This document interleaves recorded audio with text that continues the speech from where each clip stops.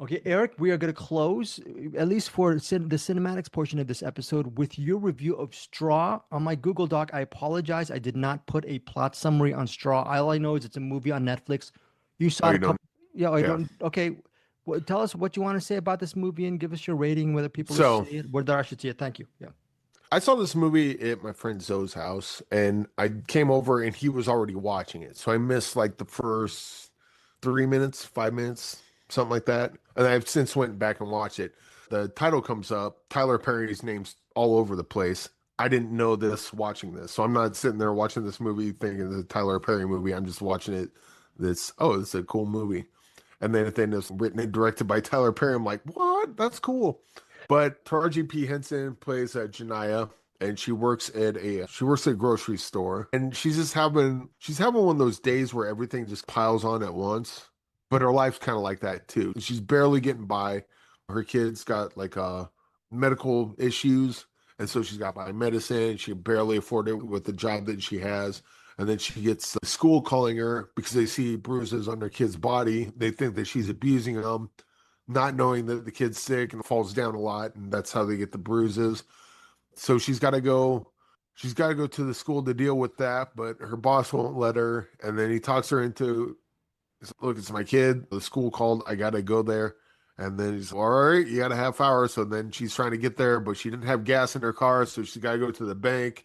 And then she can't withdraw any money from the bank to get gas. So she's just got to go. And it's just one thing after another. She gets to the school just in time to see social services taking the kid away. And she's like, what the hell is this? And then finally, screw it. She gets back. She goes back to tries to get back to her job. And road rager clips her in the back and runs her off the road. Turns out Dude, that road rager's a cop. And then stop. another cop. I'm Oh, stressed. This is a stress ball movie. this is exactly what this. And by the way, this is not the whole movie. This is like the first You're maybe giving me 15 high blood minutes. pressure, dude. Yeah. So the cop runs her off the road. Another cop pulls her over. What happened? It was like, oh, she blah blah blah did this. They write her a ticket. They go to tow her car. Screw it. She runs back. She gets back to the store, her job, just in time for her boss to say, "You were gone for 2 hours. What the hell?" She's like, what the hell? Am I still working here or not?" He's, "You're fired." And she's like, "All right, let me get my check." He's, "It's in the mail." She's like, "I need my check." And so all this stuff happens. Then a couple of people come in to rob the place while she's in the back talking to her boss about getting the check. They end up No. shooting the boss, and now, or wait, no, she ends up with the gun, shoots the robbers, and then the boss is on the phone with the cops. Says, "Oh yeah, she's in on it too." She's like, "What? Oh no!" Boom! She shoots her boss, goes to the bank to cash her check, and now the cops are there thinking that this is a murderer fugitive on the lam. And now she's got her kid's bag, which has a thing inside of it that blinks. So they think she has a bomb. So the police think that she killed her boss and went to the bank to rob the bank, and she has a bomb on her. And now the whole rest of the movie is the police trying to negotiate her to release the hostages and come out, but she has no idea that's what they're there for. And then Oh, so that sounds like a great genre thriller. it Very, is. very It's original. it's completely unrealistic. Like all the stuff that like I get the idea that like stuff piling on top of you and just making your life worse because one thing doesn't go wrong. It's 15 things at one time goes wrong. I think most of us have been in that kind of situation. But you Not have to this Taraji P. degree. Henson as the lead, and she's Yeah, fantastic. yeah. She's always great. You Oh, did the bad at the earlier part of the episode. She probably knocks the role out of the park in well, this type of yeah. movie. Pretty much everyone. Like Sinbad's in it. He's like one of the homeless guys that lives next to Janaya. I didn't even know that was Sinbad until I saw Sinbad was in it. I was like, wait, who did he play? And then I look, oh, he was the homeless. Okay, cool. But anyway, so while she's in the bank, and then the cops are outside, and then is her name? Tiana Taylor. Oh yeah, she's great. She's a great Uh, actress. Yeah. she's Detective Raymond. She plays a part of the negotiator that starts to talk to Janaya. And she's trying to talk her down. And then she starts to get between talking with her on the phone and talking with like her neighbors and stuff and the coworkers and trying to piece together what happened. She gets a sense that I don't think this is what we think it is. And then so, that's what the drama is going forward. And it's also Jania's not quite self-aware enough to know that, like, she knows that they think that she's robbing the bank. And she's, no, I'm just trying to get my check cashed.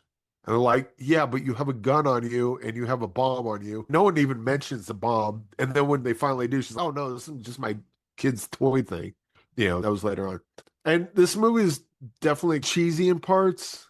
And a lot of it's a little like a little too much. So it's like that. I doubt that can't quite buy that would happen like that. But that's what the story's going for. So I'll buy it. There's a part at the end that I absolutely hate. And this is the part I'm going to spoil. You can spoil it. You said it's gonna be a spoiler review. You could exactly say whatever you want, Eric. Say whatever you want. Yeah. So there's a part at the end just before she's about to release herself, because she would come out, but she saw on TV, because it's a big to do once it gets to this point. She sees one of the cops outside with a gun. It's the cop that ran her off the road, and that cop, when the cop that pulled her over wasn't looking, said, "I'm going to find a way to kill you and make it look like an accident." So she doesn't want to come out of the bank, because if she does, she know that cop literally told her he was gonna kill her. Yeah. And now he's got every reason to at that point. Detective Ram is trying to find out who that cop is and get him out of there, so she'll just release hostages and leave.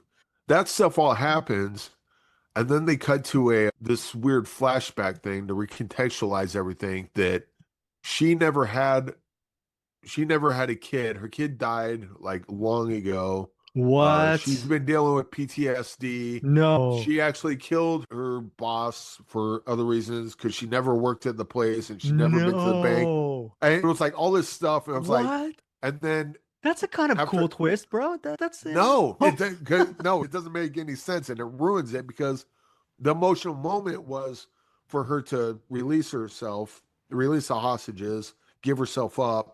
And then Detective Raymond, here, come in, I'll walk with you. And then the bank manager, she understood what Jania was going for.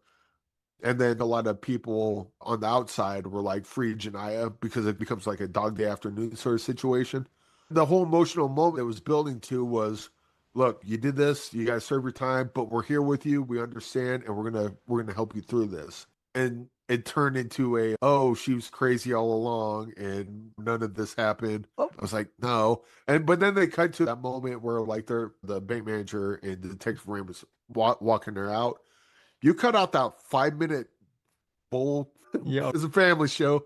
5-minute bullcrap version of she's crazy, and cut all that part out. And granted, it's a cheeseburger, but it's a extra cheesy cheeseburger, and I ate it all up. And look, I think this is the first Tyler Perry movie. I've seen movies with Tyler Perry in it. I think this is the first Tyler Perry like written directed movie I've seen, and I ate it up. Look, this is probably a 3-star banger.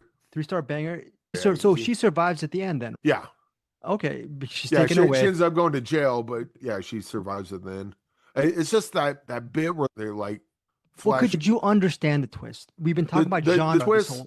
So everything you saw up until that point, when they did the flashbacks, the twist takes huge leaps. So everything that we saw could not have happened. Okay. Yeah. It just, like, when you see that twist, usually when you have a twist, it's, oh, okay, now this starts to make sense and this starts to make sense.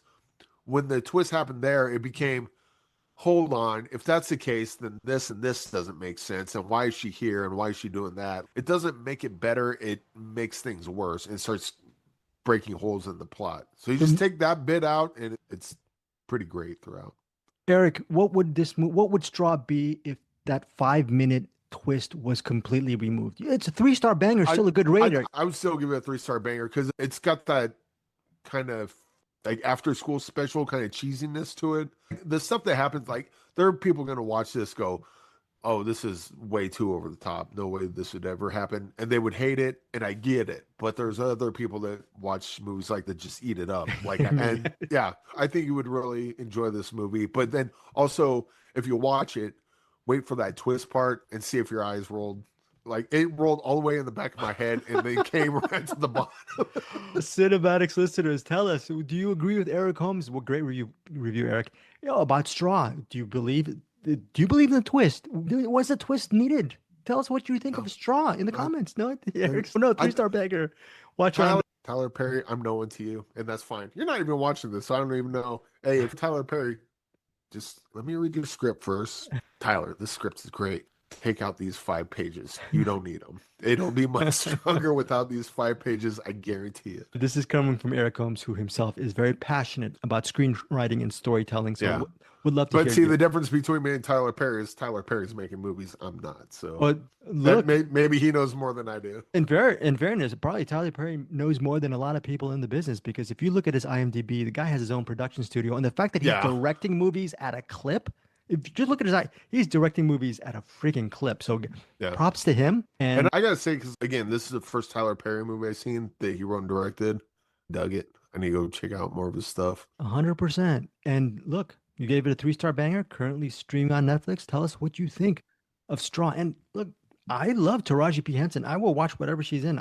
Even with all the spoiler stuff, I'm going to give Straw a shot. I really want to see. And so there's some action in those movies, because little bit. It gets more thriller once the bank robbery stuff, because there's not big shootouts or anything.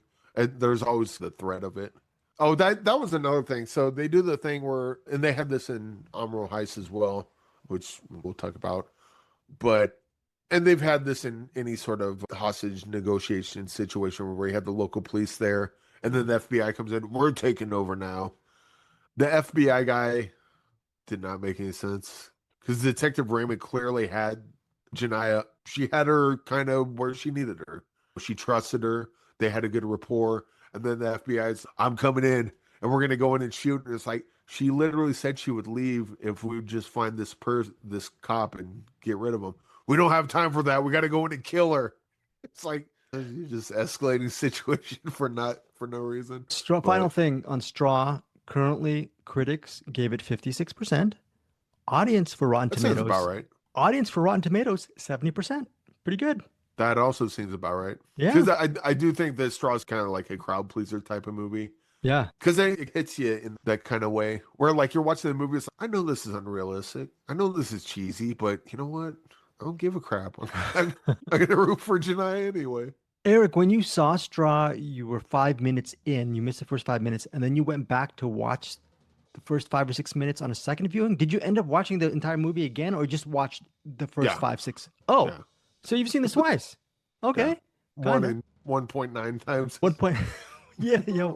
Was it better? So basically, the only thing I missed, because I walked in pretty much right at the beginning. The only thing I missed basically was opening titles. Love it. Love the review. Okay, that's Eric's really in-depth review. Spoilerific review of Straw. Again, let us know what you think of Straw. We are done for this episode. Eric, you want to say anything before we get out of here and kick it on over to Bruce Porky up in the attic? Yes, go watch Straw. Hey guys, thanks so much for watching this video. For more movie and television reviews and interviews, please subscribe to my Deepest Dream channel. Like, comment, share, subscribe. And as always, thanks so much for your support. Take care.